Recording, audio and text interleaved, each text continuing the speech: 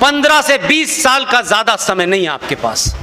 आप इस गफलत में मत रहिएगा कि सरकार आपने बना दी है। सरकार के हाथ बहुत जगह बंधे हुए हैं। यह ऑफिशियल 2011 के सेंसस के बता रहा हूं कि लक्षद्वीप में 98% मुसलमान है, क्योंकि वहां टूरिस्ट इंडस्ट्री है। सरकार ने कहा कि टूरिस्ट इंडस्ट्री के अंदर ड्रिंक्स, अल्कोहल का एक महत्वपूर्ण रोल है, यहां बिकनी चाहिए। उन्होंने कहा नो, हम यहां 98% हैं, इस्लाम में शराब मना है, कर लीजिए काम।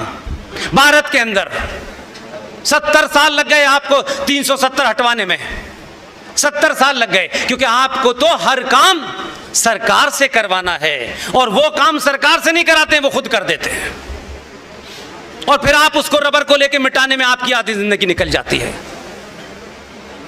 इसलिए समाज को जिम्मेदारी उठानी होगी, सच बोलना होगा। मेरे लोग आ गए तो चुप रहेंगे, उनके लोग आ गए तो बोलेंगे। इसलिए हमारे देश में बड़ा पाखंड भी बहुत है।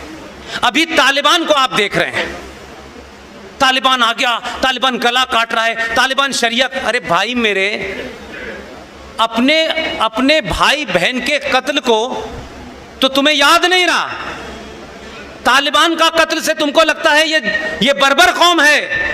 मेरे भाई, इतिहास पढ़ो, सच बोलो, उनके बीच में भी बोलो जो दावा करते हैं। आप जिसने इस्लाम नहीं पढ़ा वो तालिबान को देख के चौंक रहे हैं। प्रॉफिट मोहम्मद, उनके दामाद अली,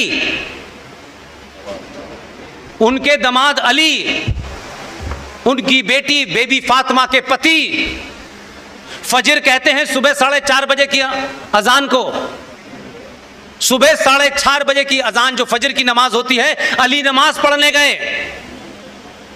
जब वो सजदे में गए, उनका गला मस्जिद में काट दिया गया,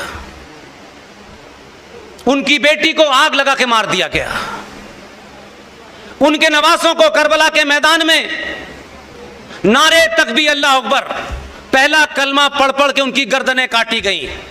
आपको तालिबान को देख करके याद आ रहा है? ये तो उनका इतिहास है, इसमें कौन सी नई बात है?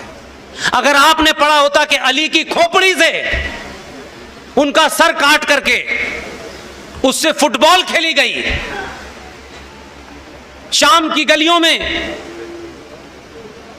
उस अली के खानदान को, उनके वारिसों को, उनकी महिलाओं को बेपर्दा करके उनकी गर्दनें नेज़ों पे लटका के जुलूस निकाला गया। वो मोहम्मद के दामाद के सगे नहीं हैं, उनकी बेटी के सगे नहीं हैं। आप उनसे भाईचारे की बात कर रहे हैं।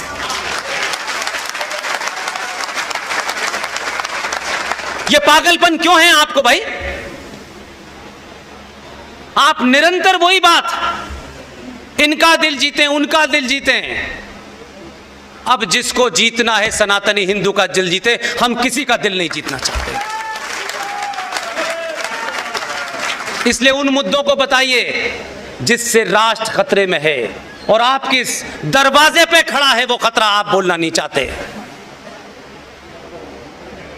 Places of worship act 1991, Bharat की सरकार में सत्ता में बैठे हुए लोगों ने राम मंदिर के मुद्दे को छोड़ करके ये कहा कि देश में जितने भी 30,000 मंदिर हैं, उसमें काशी का भी है, उसमें मथुरा का भी है, इन सारे मंदिरों की यथास्थिति स्टेटस को जो 15 अगस्त 1947 को था वही रहेगा।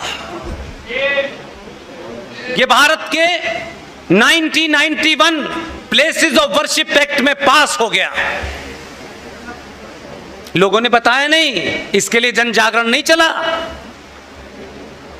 क्योंकि अभी तो सत्ता कुछ और चीजों से मिलनी थी, इससे नहीं मिलनी, और पूरा समाज समाप्त हो गया। आप चुप बैठे रहे तो 92 आया। 92 में यकायक मुसलमानों को खुश करना था, क्योंकि बाबरी मस्जिद टूट चुकी थी। सत्ता में पीवी नरसिम्हा राव साहब थे। 1992 में कांग्रेस पार्टी के 2 नेताओं ने यकायक घोषणा कर दी और कहा कि भारत में पारसी, बौद्ध, सिख ईसाई और मुसलमान माइनॉरिटी में हैं। और 1993 में माइनॉरिटी कमीशन ऑफ इंडिया बन गया,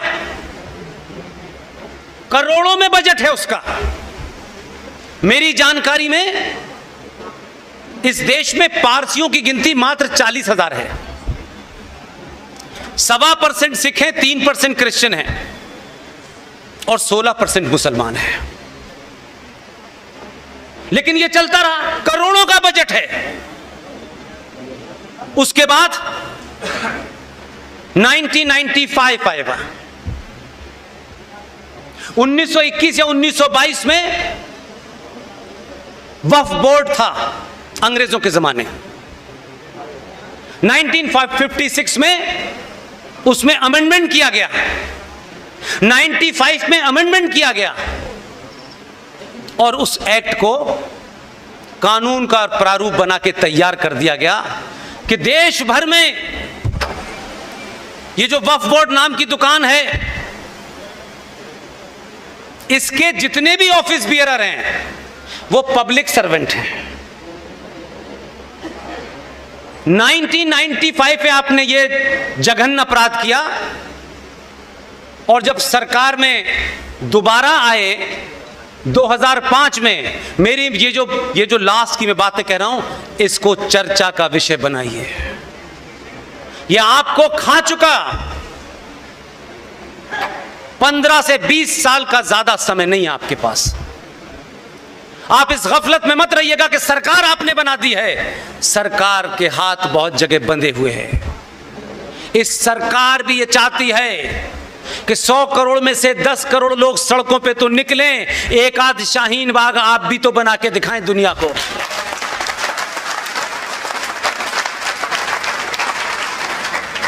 आप अपने किसी निजी स्वार्थ के लिए नहीं बना रहे। आप भारत सरकार से ये कह रहे हैं कि जो गैर संवैधानिक काम हुआ है उसको ठीक करिए। अपनी तनख्वाह बढ़वाने के लिए सड़क पे आप बैठ सकते हैं, लेकिन राष्ट्र जिस चीज से ग्रस्त है, जिस चीज से समाप्त हो रहा है, उसके लिए आपके पास समय नहीं है। 2005 में पाकिस्तान के पंजाब प्रांत में एक डिस्ट्रिक्ट है चकवाल, उसकी एक छोटी सी तहसील है। आजादी से पहले वहां से एक शख्स यहां आए थे, दिल्ली में सेटल हो गए। एक दूसरे साहब लाहौर से आए थे, वो भी दिल्ली में सेटल हो गए। आप जरा देखिए, वो आए लाहौर से थे, 1923 की उनकी पैदाइश थी। वो आए दिल्ली के अंदर, दिल्ली हाई कोर्ट के चीफ जस्टिस बने, रिटायर हो गए। मनमोहन सिंह चकवाल पंजाब से आए थे और राजेंद्र सच्चर नाम के शख्स लाहौर से आए थे। वो रिटायर हो चुके थे। एक विदेशी महिला के कहने पे ये सारा षड्यंत्र हुआ। मनमोहन सिंह ने कहा कि इस देश में आप 92 में 93 में आप माइनॉरिटी कमीशन दे चुके हैं, जिसका अलग से करोड़ों का बजट है, जिसमें उस लूले लंगड़े आदमी को किसी तरीके से ये आईएएस बन जाए, पीसीएस, इसके लिए मेरे टैक्स का पैसा दिया उसको जा रहा है। लेकिन अभी दिल नहीं भरा। 2005 में एक कमीशन बना जिसका नाम है सच्चर कमीशन, क्योंकि राजेंद्र सच्चर साहब जो रिटायर हो गए थे दिल्ली हाई कोर्ट से, उनके अंडर में बनवाया गया और कहा गया कि मुसलमानों की विशेष तौर पे बहुत बुरी हालत है, बहुत खराब हालत है। सच्चर कमीशन की रिपोर्ट 2005 में बनी, 2006 में जमा हो गई। अशोक भाई जिंदल भाई, वो रिपोर्ट जमा भी हो गई, पास नहीं हुई। 5,500 करोड़ उसका सालाना बजट है, जिससे मुसलमानों को तरबियत दी जा रही है, जिससे अलीगढ़ मुस्लिम विश्वविद्यालय के 4 सेंटर पूरे देश में वहां खोले जा रहे हैं जहां 75% से ऊपर मुसलमान है, चाहे वो मल्लापुरम हो चाहे बिहार हो। ये किसका पैसा है भाई? लेकिन 2013 में जो सबसे बड़ा जघन्य अपराध हुआ है, सबने चुप्पी साधी हुई है। मैं कहता हूं अगर अभी भी नहीं बोले तो आपकी पीढ़ी जितने सख्त अल्फाजों के साथ 47 में जिसने अपराध किए हैं, आज लोग उनकी कब्रें खोद रहे हैं। ध्यान रखिए, आपकी चुप्पी, आपके बच्चे आपको जिंदा नहीं छोड़ेंगे, कब्र में से उठा लाएंगे। चौराहे चौराहे आपकी पुतला जलाएंगे कि मेरे बाप ने मुझे धोखा दिया, मेरी मां ने मुझे धोखा दिया, अपने स्वार्थों के लिए दिया। इसलिए उस पंक्ति में अपना नाम नहीं लिखाना चाहता, इसलिए सड़क सड़क जाके बोल रहा हूं। मुझे कोई चाहिए वही नहीं, कुछ चाहिए क्या देंगे मुझे? जो कुछ खुद भिखमंगे वो मुझे क्या देंगे? 2013 में भारत की संसद में दिन के अंदर डाका डाला गया। आज सवाल पूछ लो तो लोग कहते हैं ये हमें पता नहीं है। तो आपको फिर जिंदा रहने का अधिकार भी नहीं है कि अगर आपके मरने का कफन तैयार कर दिया गया, सबके सामने किया गया। 2013 में टेलीविजन था, लोकसभा राज्यसभा की प्रोसीडिंग लाइव होती थी, तब भी आपने नहीं देखी। आप कह सकते हैं कि हम तो पता नहीं चला, अखबार की खबर नहीं पड़ी। भाई घंटों चली। आज तो पिछले 10-15 साल से आपके हाथ में संचार क्रांति का एक छोटा सा आला है, आप उसके माध्यम से भी नहीं जानना चाहते। इसमें कसूर किसी का नहीं है, आपका है।